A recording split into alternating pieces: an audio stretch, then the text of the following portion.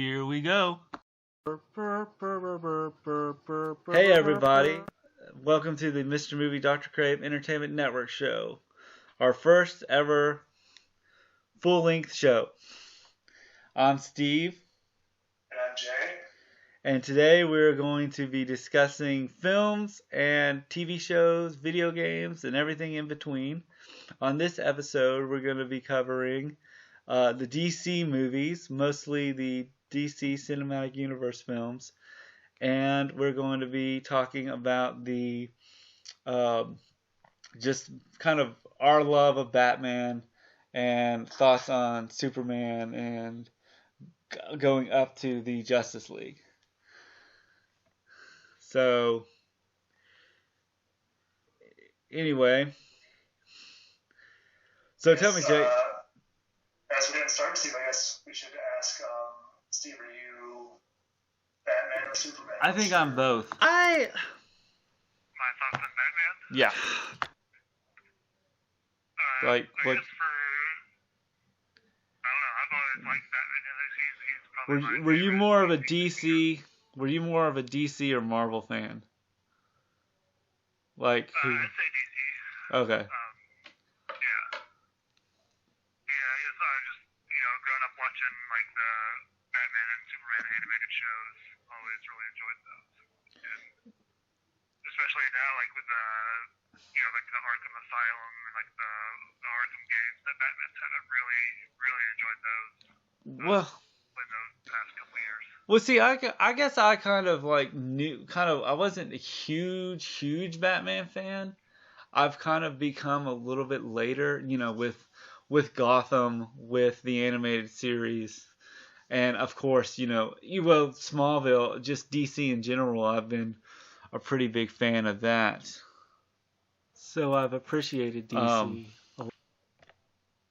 So, I mean, like, and I liked, I grew up with the, Schumacher films and, The Dark Knight, The Batman Begins and The Dark Knight kind of were right around the time I was entering my early 20s, too. So, the Christopher Nolan movies were also pretty amazing. I feel like Batman in the past has, I don't know.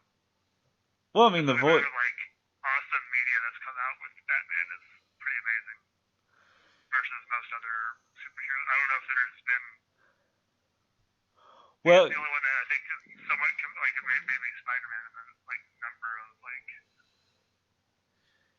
individual movies and stuff. Right, and and I felt like with Zack Snyder's with his sort of DCEU. They were so busy trying to rush to try to beat Marvel. I think the thing I look at it is that Marvel was really starting out in 2008 when you had Christopher Nolan really revamping The Dark Knight. I think originally Joe Schumacher wanted to do a film called Batman Triumphant, where he played. Where he had like Jeff Goldblum as the Joker, or not Joker, Jeff Goldblum as the Scarecrow, and Harley Quinn was going to be Joker's daughter, per se, in this universe, because it's a little bit different than how the comic books work, and hold on, I'm gonna pause. I guess right there we're talking about the Nolan series. Yeah, you're talking much more about the DC universe. I guess you were saying like Marvel had sort of beaten them. Well, and I think that it was I think DC was sort of on the back of Christopher Nolan series that I feel like, now, it became sort of after Nolan, kind of what does DC, and they rushed it. And I think what Marvel did was that they eased people into the Marvel Cinematic Universe. People who know Iron Man, knew Iron Man, but people who were like, who is Iron Man? They kind of understood who he was. Through Robert Downey Jr. So, and I kind of look at sort of, like, I really liked, what was your thoughts on, before we go into Justice League, one of the films I would like to cover is Batman Beyond: Return of the Joker. Okay, yeah, that's a good one. It's been a while since I've seen that one, but I always enjoyed the Batman Beyond episodes of movies that threw back to the original Batman. And the animated series was so iconic. When you think of Batman, for our generation, we don't think of what's his name. We don't think of Michael Keaton. We don't think of Val Kilmer. Kevin Conroy is the voice of Batman because he can sort of change that voice into kind of like, hey, really light when he was Bruce Wayne to really dark, and gravelly, not gravelly, but sort of like, but didn't try so hard like Christian Bale, where it's like, where are they? It was sort of like, it was deeper, but wasn't too, he could balance that out. I mean, I just remember wanting to see Mask of the Phantasm, and I feel like, Mask of the Phantasm was such a huge. Damn it! What were your thoughts on Mask of the Phantasm when that came out? Because that was really surprising. Nobody actually saw that movie, and I think Roger Ebert and Gene Siskel had to actually went out of their way to actually review it. And I thought it was surprising because I think it dealt with Bruce Wayne's love interest. Can he be happy and be Batman? I'm actually reading a comic book called Batman and Catwoman, and they brought back the Phantasm to comic book lore. They also, if you remember the episode of the Mask of the Phantasm, they brought in the comic book lore. They also brought. Do you remember the character called the Sewer King? No, I don't remember The Sewer King was sort of a. There was that episode of Batman the Animated Series where he was the there was these kids that were like pickpocketing and they were orphans and they would go to the sewer and there was this guy who had like crocodiles. Do you remember does that ring a bell? No, I guess I don't remember that episode, but it sounds like what's the old European The Oliver Twist kind of thing. Oliver Twist, where there's like a gang of kids and there's like the guy sort of controlling it all. Yeah. And I liked, and the thing is like when you brought, and we're kind of, on this episode, we're going to really kind of talk about sort of just Batman the Animated Series in general. And, and that was the thing, and they brought Phantasm, which was Andre DeVoe, who was a character in like that, can Bruce Wayne really be happy and be Batman at the same time? So that was sort of a thing. So what were your thoughts on Batman, the Mask of the Phantasm? Because I'd like to get your kind of point of view. I remember this trailer was the trailer of it was really low budget. And I think that sort of ruined, not ruined, but sort of stalled the film. Okay. I actually can't remember too much about Mask of the Phantasm. I just remember it was a whole lot, I guess, sort of like more refined animation style, I guess, from what I remember of like the animated series. Yeah. Well, they had a bigger budget too. Yeah, but I just remember just that and just the animated series, like the animation. I don't know, there's such a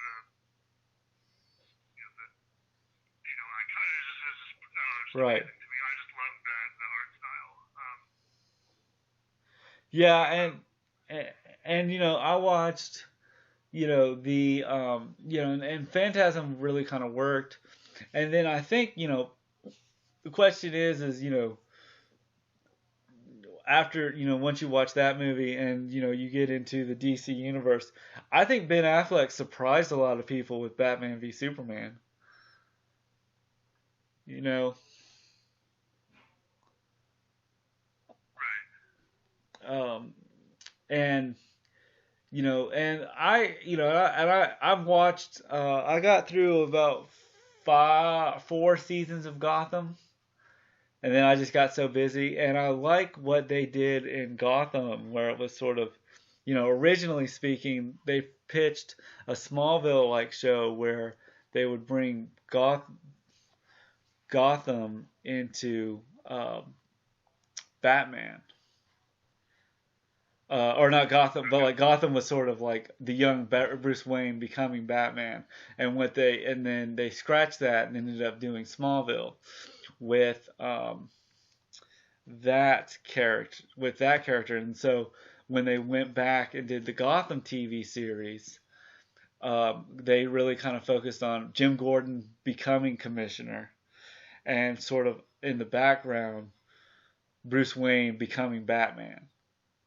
Sort of two kind of characters, kind of in like the first episode is he's a homicide cop who comes onto the scene of the Batman, or comes onto the scene of the murder of Martha Wayne and um, Thomas Wayne, and sort of talks to the young Bruce Wayne, and he's sort of really quiet, and like Edward. Then they kind of brought, and it's really the villains that because I think the Batman villains are the most interesting in the Rogues Gallery. Um, Yeah. and like they brought. Oh, go ahead. I agree. A lot of them, just have the most interesting personalities or stuff like that. And a lot of just I'm a I don't villain. know. You know. Yeah, I'm super evil and I'm here to destroy the earth. A lot of them are, I feel like have their, I don't know, they're just like their quirks and personalities makes them so, stand out. Right. And so, I mean, I kind of look at it as the way the film, or like the way, and then we kind of look at kind of where, you know, if you kind of let's kind of get into the Justice League. Well, with Batman v Superman, I feel like with that film, Batman is a lot rougher. He's older. I think they use a lot from The Dark Knight Returns, which they kind of say Batman doesn't kill, but I think at that point in the script, Batman was more of a was a lot rougher, and kind of was he would he would like tag the things. And if you looked at Batman v Superman, which I think the ultimate cut works because it lets it breathe, even though it's like 3 hours long, but I think makes it breathe. And I think a lot of people kind of could say that kind of going to the Marvel films, Captain America Civil War, um, you know, they were dealing with the Sokovia Accords, and sort of kind of they had,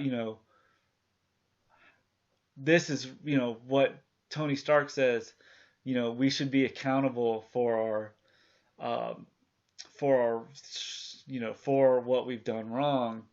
And well, um, how, how is it that they are, they get sort of like, you know, well, I've seen what the, kind of growing up, kind of being part of the World War II, you take away people's freedoms, then you're becoming worse, like the Germans kind of thing. But I think they did it. They've done a better job with the Marvel films, where it was sort of like with Batman v Superman, they could have really made it very more interesting, ideological kind of thing, And then you kind of look at Justice League, and I feel like Justice League was sort of them wanting to get through the Clark. And let's just kind of go into Justice League now. What was your thoughts on the theatrical cut? Did you feel like it was rushed at all? A tiny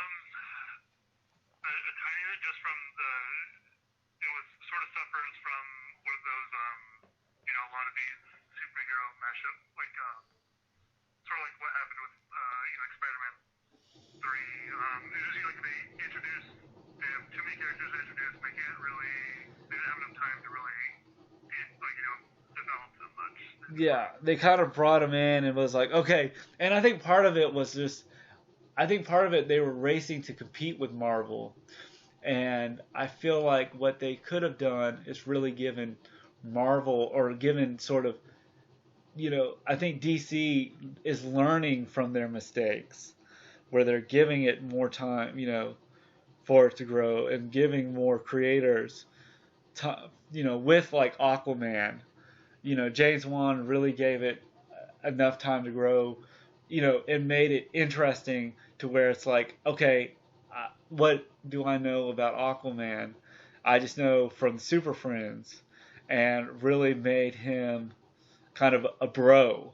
If you think about it, if you look at the original Thor and you look at Aquaman, they're kind of the same sort of bros. He's kind of a lunkhead in the first Thor, and kind of in Aquaman, he's sort of like, there's that scene where they're at the bar, and the guy comes up to him, and you think he's going to be like, you made, I'm going to give you something, he's going to hit him or something like that, and Aquaman ends up, can we get a picture? And Aquaman sort of is like the bro kind of guy, But what was your thought? And we're just kind of going through kind of more DC just in general than just talking about, and then kind of what was your thoughts? Did you watch the first Justice League or the theatrical? Yeah, I watched the original probably, I think, back when it came out, what was that, like three years ago, 2017. Yeah. 4 years ago. Yeah.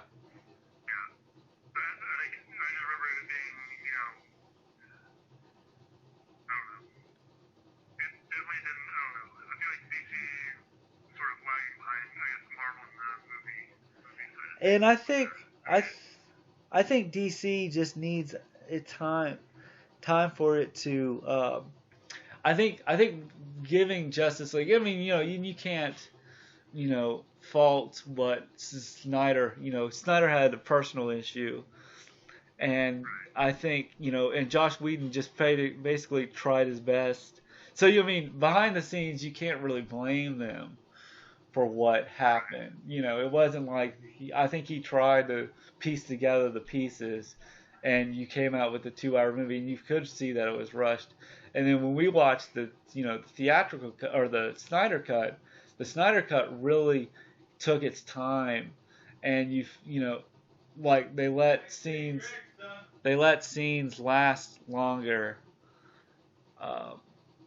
than usual.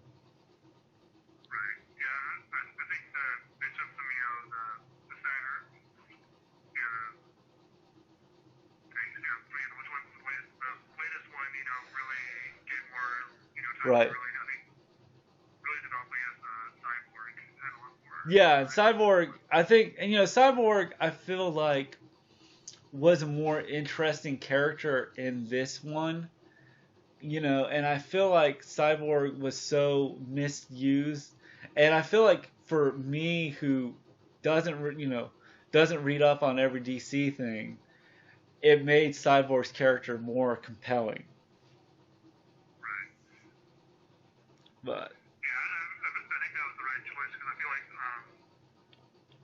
not that Cyborg isn't popular, but I have a feeling like sort of like Batman and Superman, Wonder Woman, and the Flash are sort of The Trinity. a bit, they're sort of like a bit beyond needing like a super big introduction, but like I felt like spending more time with Cyborg, is helpful in this movie. Superman, Batman, and Wonder Woman are the Trinity. Right. And I kind of feel like, I looked at Cyborg and I looked at Cyborg as a character, and it really, the mother boxes, and I like the fact that, Steppenwolf was designed a lot better and he looked a lot more menacing, and, and the Flash was done a lot better. I feel like they really, I think even had the tragedy not happened, we would have gotten that cut, for 3 hours, and I feel like that worked. And with Superman kind of, becoming evil, or not evil, but just sort of misunderstood at the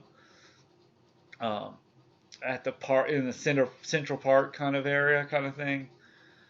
And we got to see the Flash run and stuff. And it was cool to see the Flash visually. But yeah, and and I feel like I watched Wonder Woman 84,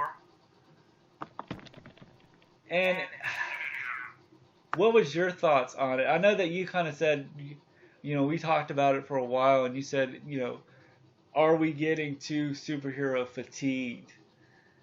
And I feel like, Wonder Woman, I feel like, and I was watching the Nostalgia Critics review of it, and the Nostalgia Critic kind of said the biggest thing is that I think because of the success of the first one, they kind of let Patty Jenkins do whatever she wants, which kind of can work, but I feel like it kind of depends on if the director has a really good vision of it. Like I feel like they kind of did Spider-Man 3 in a way where they put too many villains but gave them not enough time to breathe. With you had the Wish guy, the main villain in that film, and you had the you had Cheetah, and Cheetah was sort of like Edward Nygma. Chitaro was like Edward Nygma's character, very shy, nerdy kind of thing, and she was sort of. I think the problem is I felt like the villains were so underwritten, and I felt like maybe even the main characters were so underwritten that they were just like, let's just shoot cool stuff kind of thing. And, I mean, I feel like if you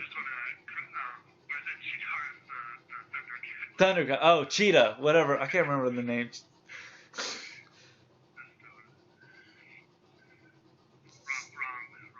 Yeah, I know. Okay.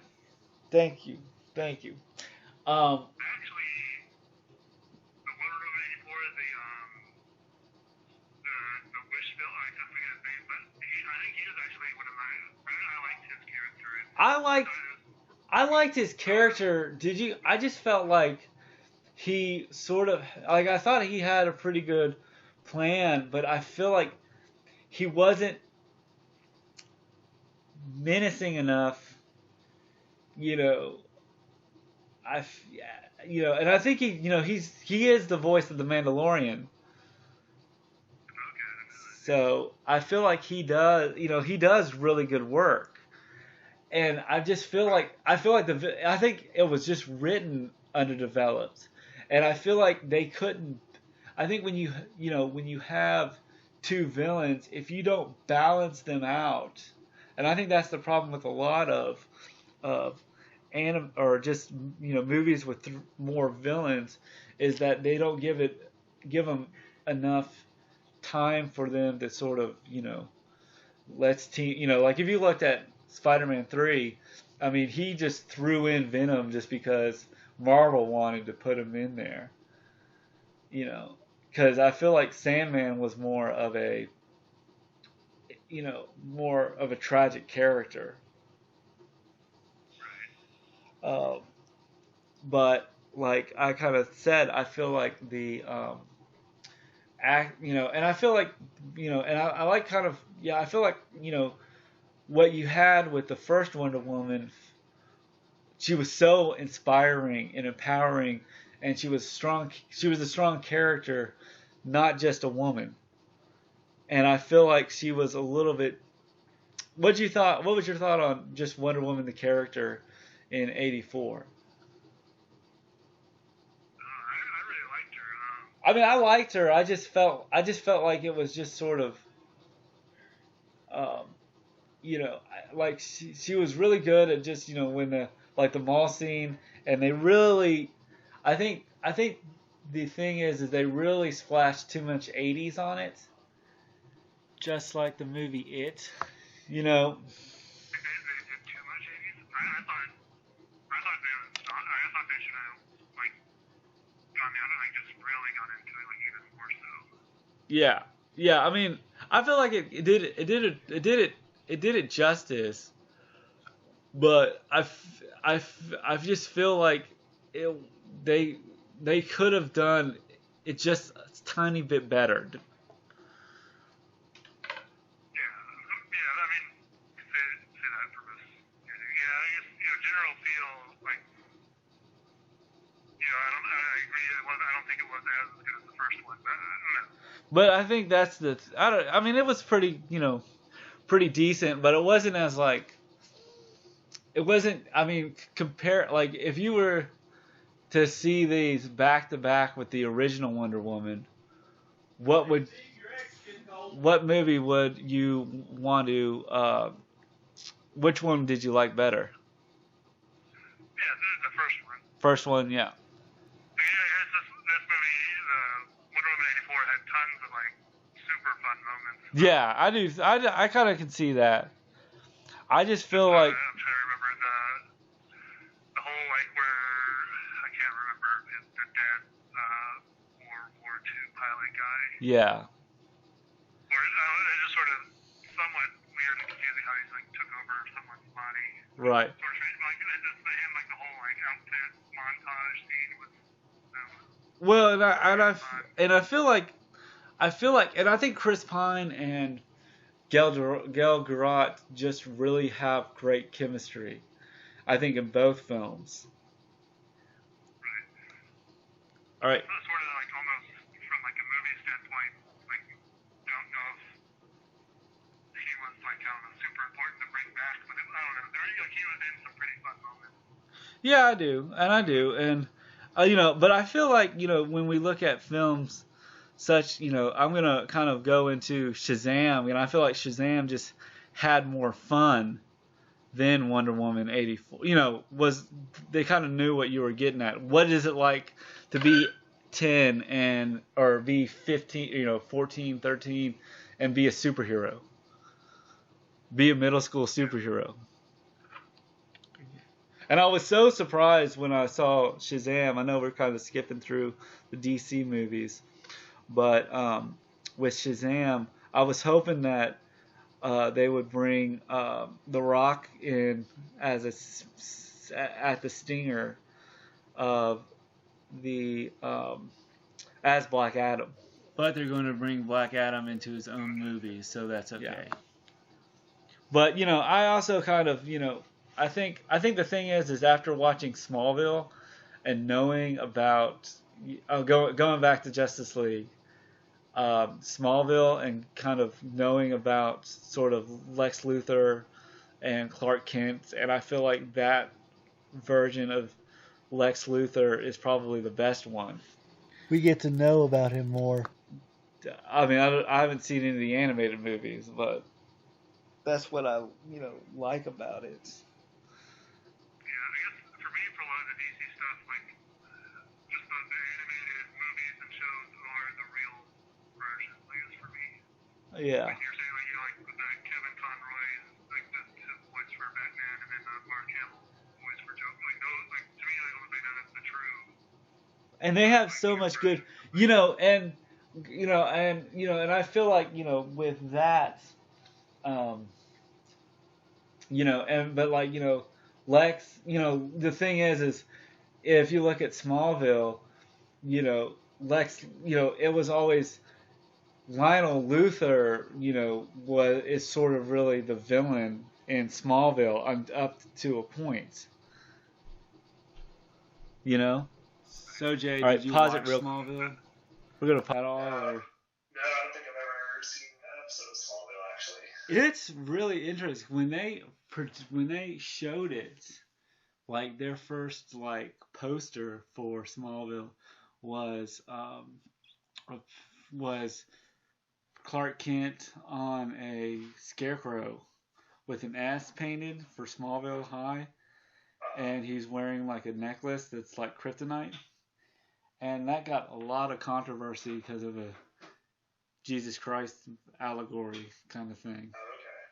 So, but what I liked about it was I think, you know, you have 10 years to develop Clark Kent because it lasted for about 10 years. The show kind of, you know, first episode was sort of setting up the plot. He has a thing for Lana Lang.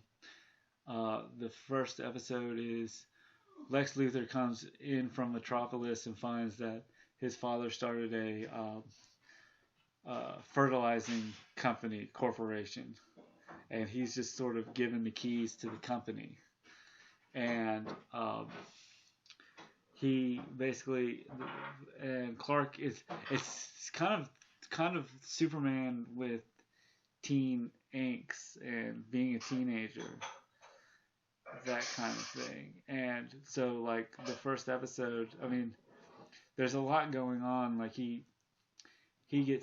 Clark is on the bridge sort of just thinking, and Lex is in his Porsche driving really, really fast and hits him at like 80 miles an hour, but it doesn't, you know, affect him since he's the Man of Steel, and he rescues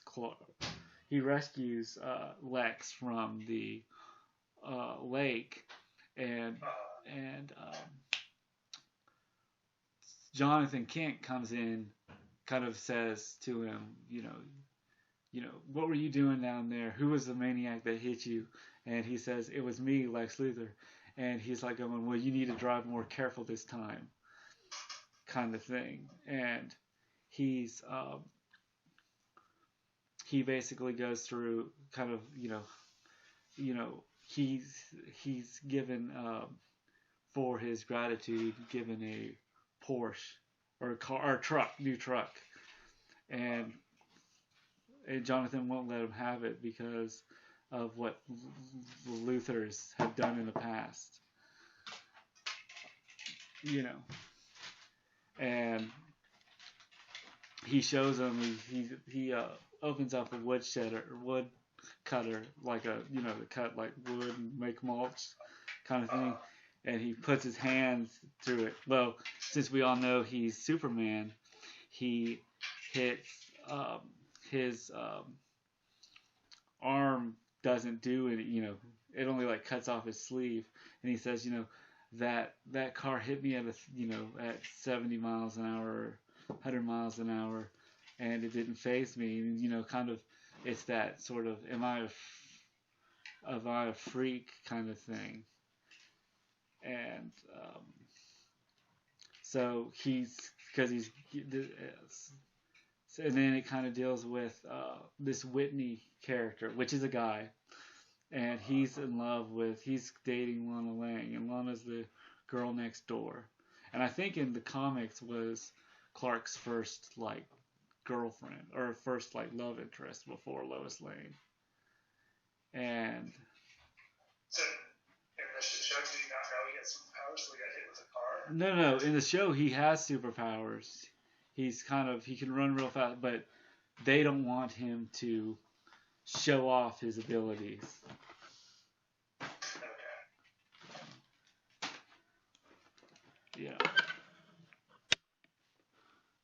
but did you? So you, but so the first episode kind of deals, and like what they've done too is they've made kryptonite sort of the MacGuffin of the story. Like it's the it weakens Clark, but it does something to the villain, because a lot of these shows were villain of the week kind of shows. Do they have like different colors, like kryptonites, or? Yeah, well, they go later in the season, like season 2 is he gets the red kryptonite, and it's sort of that great power comes no responsibility kind of thing.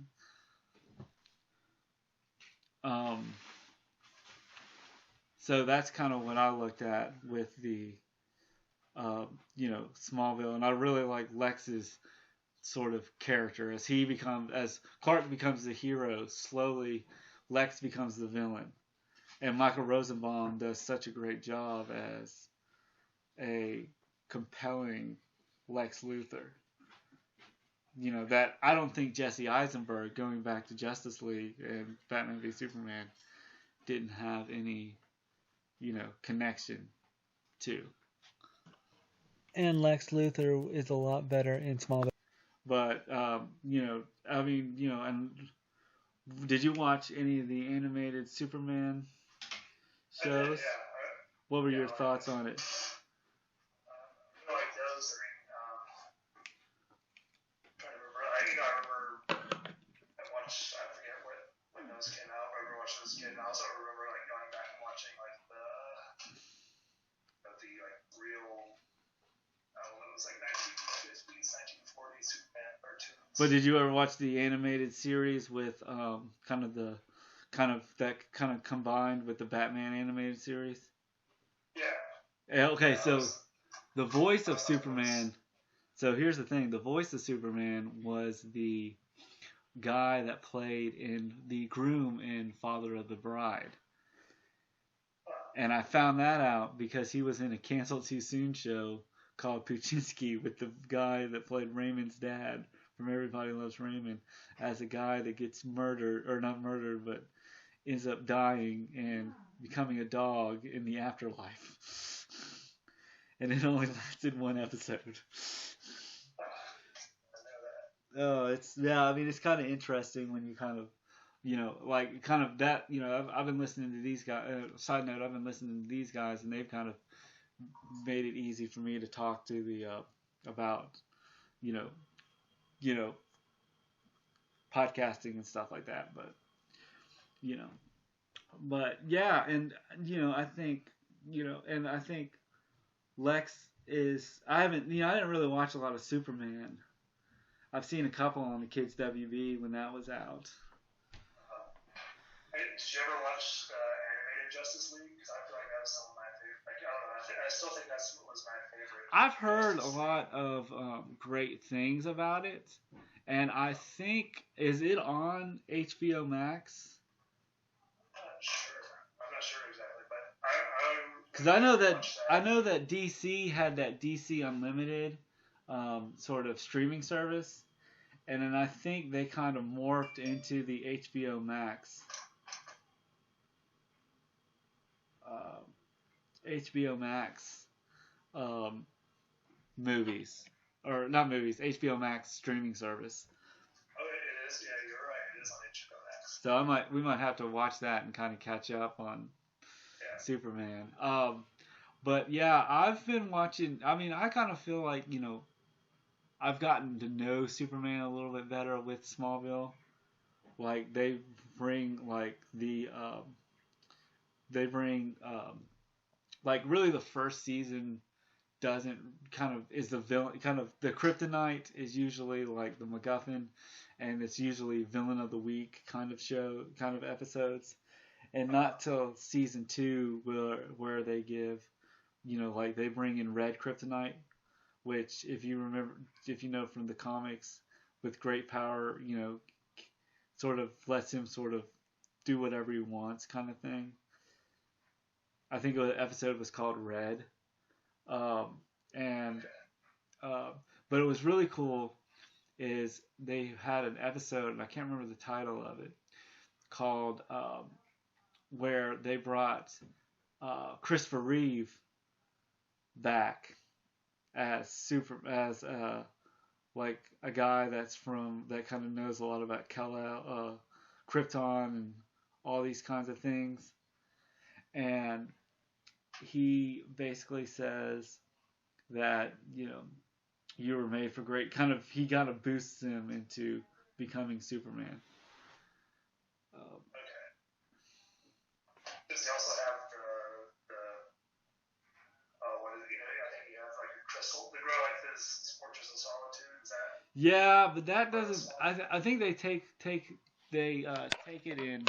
So this we're really kind of not. I mean, I think we're kind of just going through DC in general. We're not going to go through too much of Smallville just because it's 10 seasons and but I'm just kind of nitpicking kind of now that we're going back to the Justice League, and like I listened to my other friends that do a podcast called Cancel Too Soon, and going back to Wonder Woman, and it was kind of interesting. They were saying like, oh, it's so great that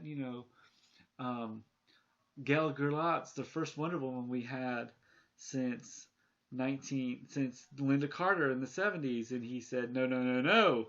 There was actually four, I think 3 or 4 failed pilots.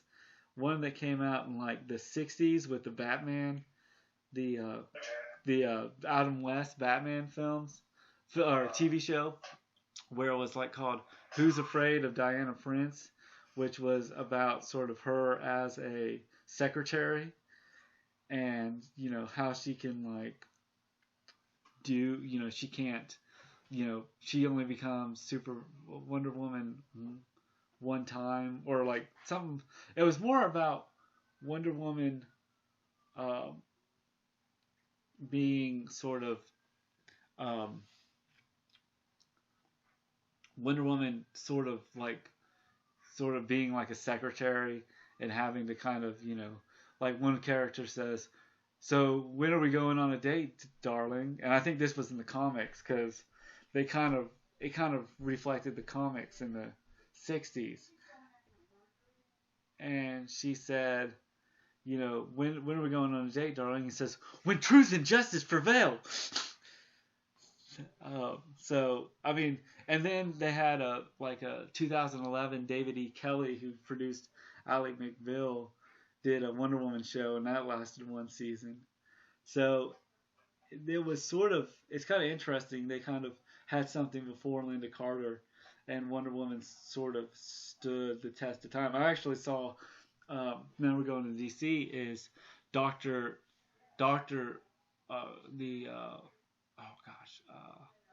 Professor Morton and the Wonder Woman, and it was about the creator of Wonder Woman, who was a male, and he actually created the lie detector test, and he was into women's suffrages at the time.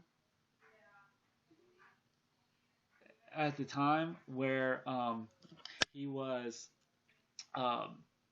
Wonder Woman, or he was not Wonder Woman. He was sort of like into the lie detector test, and he was into. A lot of people say, it was like with Wonder Woman being, tied up and stuff, that people kind of misconstrued that, because when she was written, it was more about women's suffrages and kind of empowering women. I mean, it was kind of, and it's interesting. He had a wife and a girlfriend, and they lived together, which was kind of interesting. It's a really interesting film. I saw it actually over at the Artsy Theater, where Downtown West is. Okay, yeah. And I liked it. I mean, I thought it was interesting just how, and then how people saw Wonder Woman as sort of a threat kind of thing, and, just because of her, the way she was portrayed in the comics and stuff like that. But, as we're going through Justice League, and now I don't, and when you watch the extended I know we're kind of jumping around, but I know with the extended cut, they they had Martian Manhunter, who I didn't know anything about. Do you know anything about Martian Manhunter? I mean, not much except for like the animated shows and stuff. Like, he's a really big part in the animated Justice League. He's sort of like the one that brings the whole Justice League together. Is he kind of like the Nick Fury of the Justice League a little bit? Not so much. It's sort of like there's like a whole like an alien invasion from Mars, and he sort of like brings everyone together to fight. Gotcha. It's sort of like the different origin story, I think, of the animated series. Well, you know, I try to watch. You know, I mean, I've been kind of getting into doing, you know, with this podcast, just sort of, you know, trying to get into as much as I can to kind of find things to kind of talk about. And when I looked at the Justice League, I felt like it breathed so much more. You know, I felt like, you know, there was, you know, more character development. Steppenwolf had, you know, looked better. Especially with his, You know, new armor. you know, Steppenwolf looked a lot better, and he had a very good,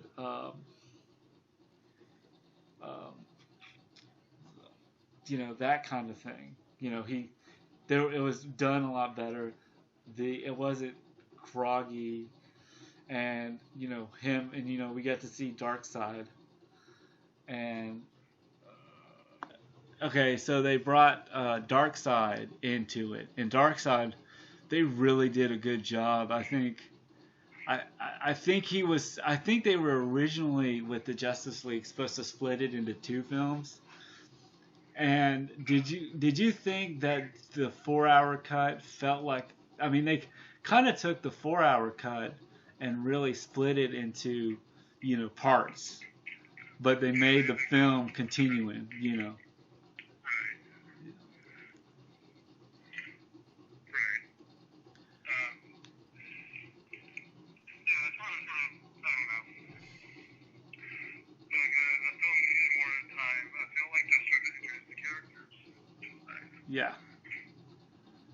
Yeah. All right. Well, I think that's good enough for what we've got right now. We'll kind of come back and record a little bit more. So Jay, tell me what your thoughts on Darkseid were. I guess in Justice League, the movie, he doesn't make too much of an appearance, but Let's like with the animated film. Okay, my bad. Oh, or just like, you know, with I mean, I think he was kind of thrown in there in the Justice League movie, but he did feel kind of like, if you think about, if you want to compare it to Marvel films, he kind of reminds me of Thanos versus how Loki was with Steppenwolf kind of thing. But I feel like Steppenwolf wasn't that really built up character. I mean, in the Justice League film he was, but. Right. No, yeah, I think that's a good comparison, because Thanos and Darkseid, you know, you only see him sort of very briefly in, like, you know, the Avengers and then Justice League, and they're sort of like, you know, the puppet master controlling, like, the Steppenwolf. Exactly. That's a good comparison, yeah. And they sort of, I mean, now that you sort of, like, I guess I didn't really know anything about Thanos until the Marvel movies came out. Well, I know Darkseid and his anti-life equations type stuff. And what's sort of describe those? What's the anti-life equations versus, like what is it? What do you mean by it matches up with what Thanos' love for death? I guess. Yeah, like they're both sort of trying to kill or destroy, you know, a bunch of the life of the universe. Yeah. I think Darkseid might be trying to kill like everybody. I can't remember. Well, it almost kind of seemed like with Thanos, if you watch the, you know, Avengers, I think he has his perspective of doing it for good. You know, doing it for a reason. You know, he's doing it because, you know, I'm doing this, even though you might not see it the way I do. You know, he has sort of his sort of relationship with his supposedly daughter Gamora. And when if you remember in Avengers Infinity War, he takes little Gamora and sort of says, "Don't watch," as Thanos' crew executes Gamora's whole civilization. And I feel like Darkseid, they could have really, and I guess, I just was kind of curious with the animated films, was Darkseid written out more better? I guess I haven't seen too many of the Hold on one animated second. Hold on, I got an audio thing. So, what was your thoughts on Darkseid? Or I think he was sort of, Thanos is in love with death. Right. And is Darkseid sort of in love with death as well, or he just wants total domination? I think he's more of a domination type. I think he's more like in controlling. I remember, I can't remember her name. I know he has one minion that can like alter the memories of people. Yeah. I remember one he sort of like subjugates Superman into like being one of his servants. Right. Okay. Do you remember it was like Mother or something? Well, he talks about the Mother Box in the Justice League, and he kind of calls the character Mother, Mother, and is Mother sort of his kind of like. So was Mother kind of a character, sort of characteristic, or like sort of the, character that that his version of like kind of what he calls Darkseid, or was it sort of just the Mother Box? Because I don't know a lot. The Mother Box really wasn't was explained in Justice League, but not dumbed down, I guess. To people who kind of don't know, that's the problem I feel with DC, is that they, Marvel sort of I wouldn't say holds your hand, but sort of explains it a lot better than in DC, in the DC movies. But also I feel like it built, with the Marvel films, it's building up. Right, yeah, I am actually myself not too familiar with Mother Boxes. I know they're just sort of, I guess what I've seen, they've always been sort of generic teleporter type things that allow people to travel and teleport. Teleport? Maybe I'm getting confused with that with boom tubes. I've heard of those before. Yeah. What were you going to say? So the boom tubes are the portal things that the Mother Box opens. Okay, so those are the slides of light that came out in Justice League. Yeah. And what is it? And that usually brings the parasites or paradoxes to the parademons. Yeah. Yes. Yeah, I guess in most of the animated stuff I've seen, the Mother Boxes are more just for teleporting around. Yeah. And I mean, with Justice, well, and I feel like, I feel like what I kind of liked about Darkseid in the Snyder cut is I liked how Steppenwolf is very much, becomes kind of a secondary villain. He's still important, but he's kind of like a latchkey to Darkseid, which if you kind of watch going back to Infinity War and Endgame, there's not really a sort of second in command that's got a characteristic to Thanos. There was that guy that the alien character in the Marvel films where he was sort of like his latchkey, but he had no characteristic. The one that when the Guardians get to the sites, the planets, I think some sort of gets to the planets of Thanos. Do you remember in Infinity War or in Endgame? And they find everything destroyed. Oh, right, yeah. Yeah, because of the events of I think Thor Ragnarok. Um, and he wasn't that, and there was that alien that didn't really have a real characteristic, you know. Yeah, that's what my thought was, but I feel like I thought it was really cool to kind of see Dark Side, even for a little bit, you know, like the Dark Side character is more. I feel like they could have fleshed him out, but you're also dealing with a 4-hour film, and I think if you splitted it up like you did with Endgame, Justice League Part One and Justice League Part Two. I mean, I know they split it, but like actually split it into two films, 2 hour or two, maybe the 4 hours cut, and then maybe like two other like a film that's 2 hours long. They could have added a little bit more. But now, going back, so what would you rate Justice League, the Snyder cuts, from a scale from 1 to 10? I think I'd give it. I don't know. It's definitely better than the original cut. Okay. Maybe 7. 7. I feel like, yeah. 7 compared to, and what would you get the original cut?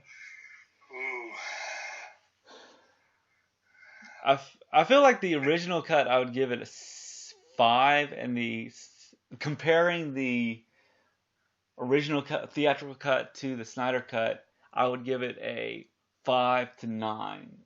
Comparing them together, Right. I feel like as Snyder cut standing alone, I would give it an 8.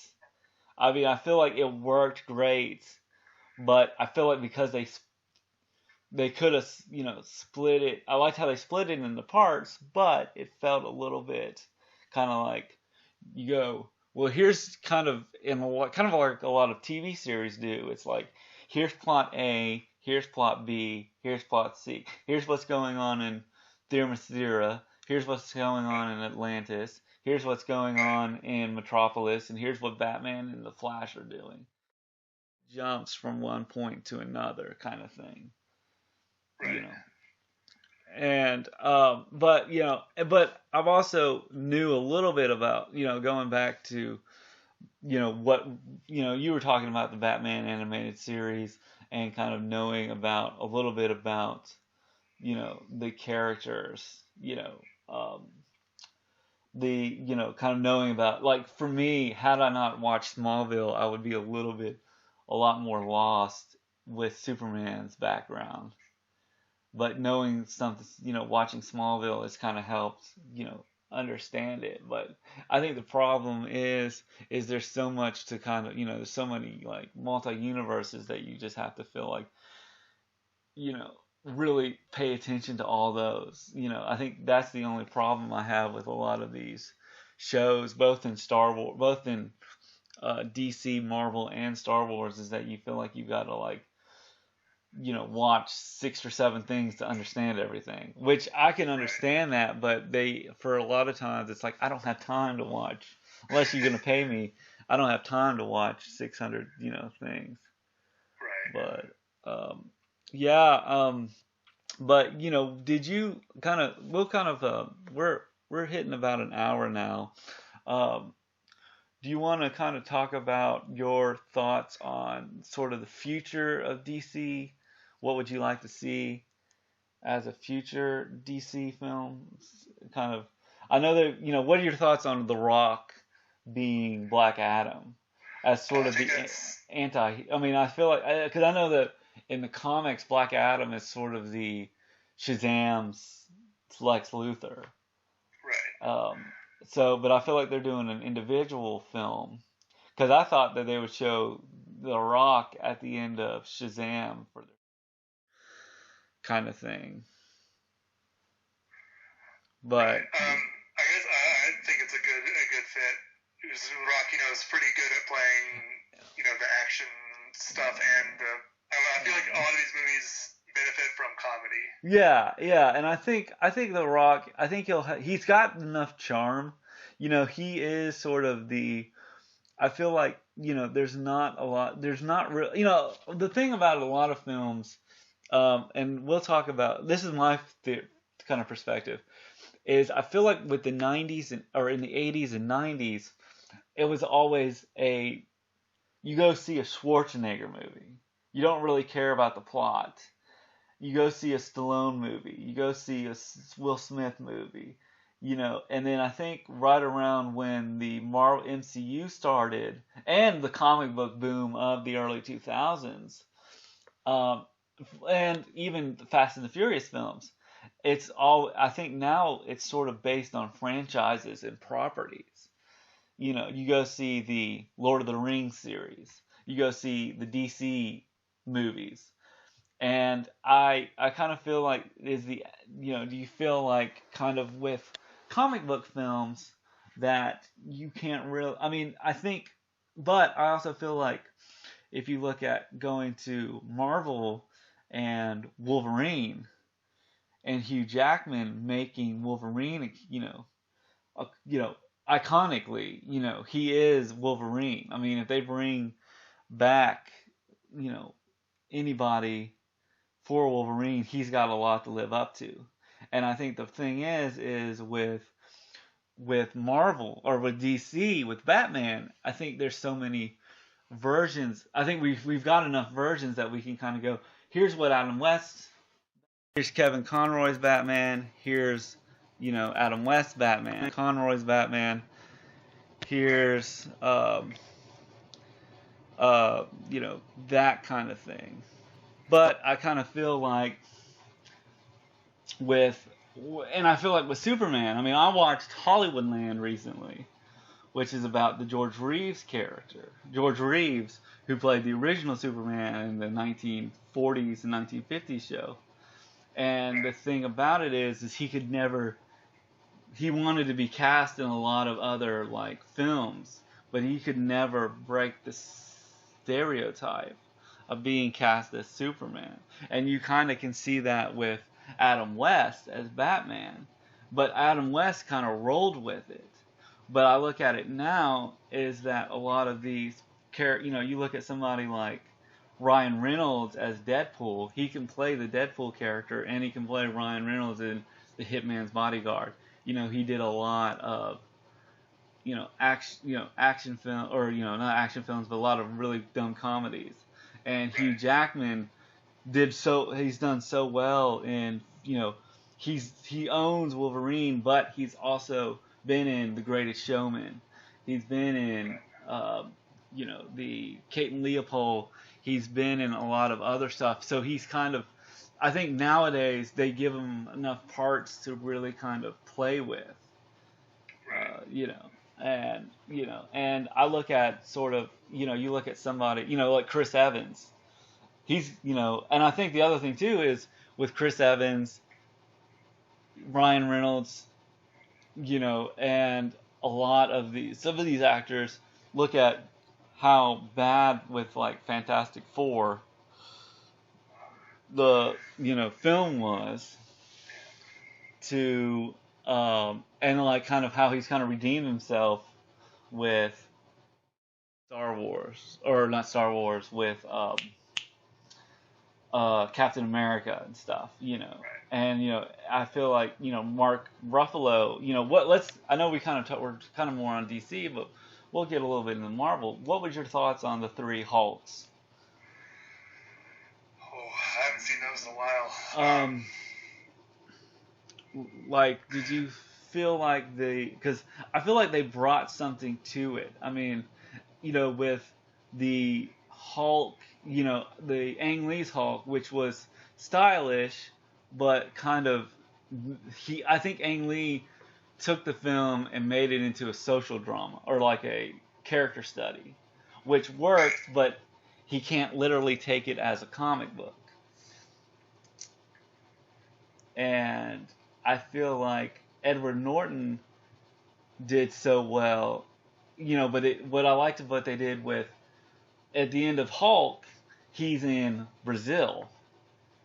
And at the beginning of The Incredible Hulk, he's in Brazil. So it's sort of like a spin-off sequel to the Hulk.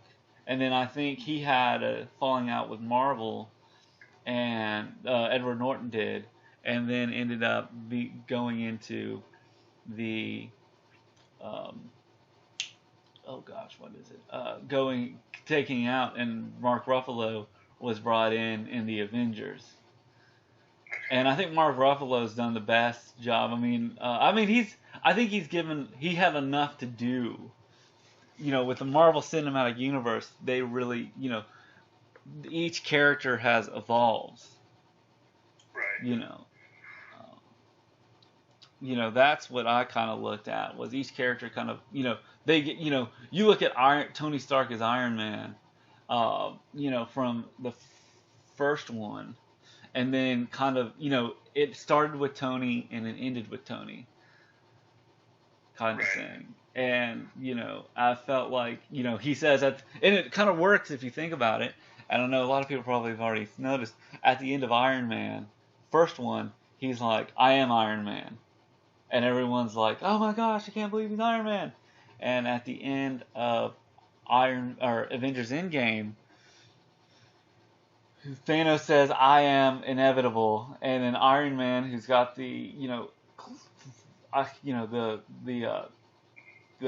stones, he says, and I am Iron Man. And that's going to be, people use that in 2019 to kind of ring in the new year for 2020 kind of thing, because it was like you snap into the old decade into the new decade kind of thing. And it's been, and I don't know how long I think the Marvels, the problem I have is, or not a problem, but sort of my speculations is, how long is the Marvel Cinematic Universe going to last to where it says this is the last film, this is where it's done, kind of thing. But it's a comic book, and I feel like comic books are our modern mythology, so I feel like you can kind of redo it. Now, I don't know if you can really bring, there is some parts that can't be replaced, like we talked about with, Hugh Jackman, Robert Downey Jr. as Iron Man. I mean, Tom Cruise was originally going to be cast as Iron Man. Could you see Tom Cruise as Iron Man? I guess right now it's difficult. It is difficult to see, exactly. Because I feel like, Iron Man's done really well. And, I think, but I feel like, and if you look at, I think, but I feel like with Edward Norton, I feel like with the Hulk, I think Mark Ruffalo really brought something, kind of picked up the pieces to Edward Norton's Incredible Hulk. Because remember, at the end of Incredible Hulk, Robert Downey Jr. shows up and says, we're setting up the Avengers Initiative to General Ross, kind of thing. Okay, yeah, I don't remember that. That makes sense, yeah. Yeah. Yeah, it's one thing they do a good job is like tying everything together. And you kind of, and I admit, probably when Iron Man came out, people probably left the theater after the credits before knowing that Nick Fury was going to show up. And I like kind of, and I've been watching a little bit of Falcon and Winter Soldier, and that really deals with sort of the fallout of Steve, the end of Endgame, kind of what these characters are going through in the series, kind of thing. But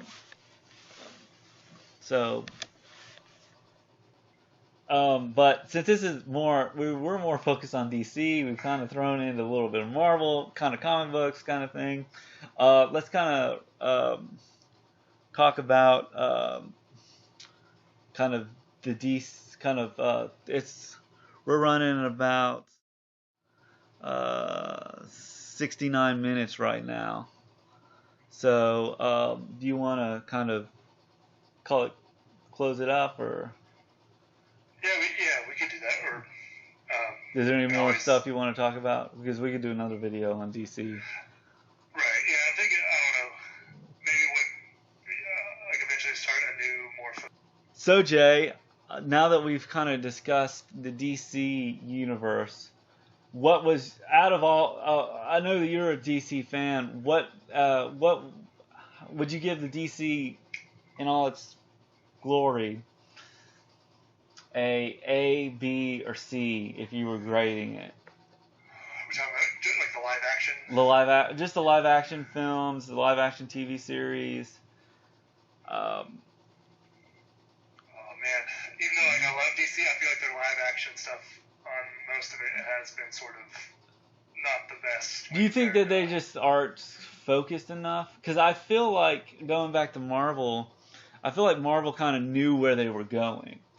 Right. And I feel like the DC Extended Universe is sort of trying to catch up with Marvel. And I think they just need to be DC and let Marvel be Marvel and kind of do their own thing. And they've done really well on the TV series. But, you know, and I like kind of I've seen a couple episodes of Supergirl, and I've done the whole 10 seasons of Smallville. But, you know, I feel like DC, I think they'll find their feet. You know, there was a really good documentary called Look Up in the Sky. It was a Superman documentary. And he kind of said at the end, he was in, you know, Superman, he's been in bad movies, he's been in great movies, he's been in good TV shows, he's been in bad TV shows. And, you know, even Batman, when I did one thing about Batman is, you know, back in the 40s, he was in a lot of Batman, like, you know, sort of serials, both Superman and Batman, where he would face off sort of against the Germans, not really like the Joker or anybody like that.